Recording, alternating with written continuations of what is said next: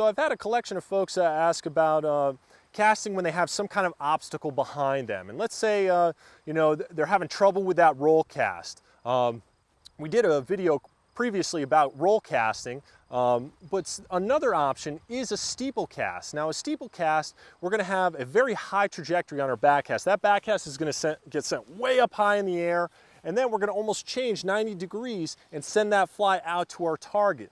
So here you can see I have some obstacles behind me. If I try to make a normal backcast, I'm stuck in the trees. So what I can do is make a very high angle backcast and then deliver that fly out in front. Send it uphill, then out to my target.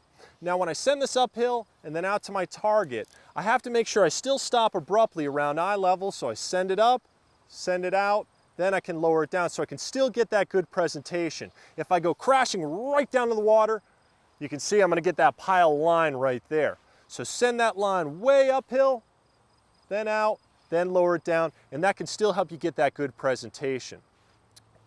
High back cast, forward cast, then down. So now I'm going to show you the steeple cast from another angle, so now you can kind of see how this works. So we're going to make a real high back cast. We're going to send it way up in the air. Then our forward cast, we're going to send it out, then lower it down. So if you can see that high back cast, forward cast, then down, that's how we can perform that steeple cast.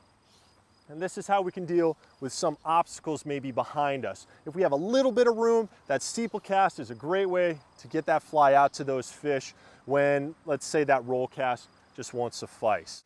So with that steeple cast, all right, we're trying to make a very high upright back cast, and then our forward cast, remember how I said in a couple episodes ago, it's like a piece of pie? Well, if you change that trajectory drastically, what you can end up doing is getting that line to pile into the water, and the presentation isn't always the best. What we have to remind ourselves is still stop that rod tip nice and high around eye level. So send it way uphill, then send it out, and then we can lower it down. Think up and then out at a little bit of an angle.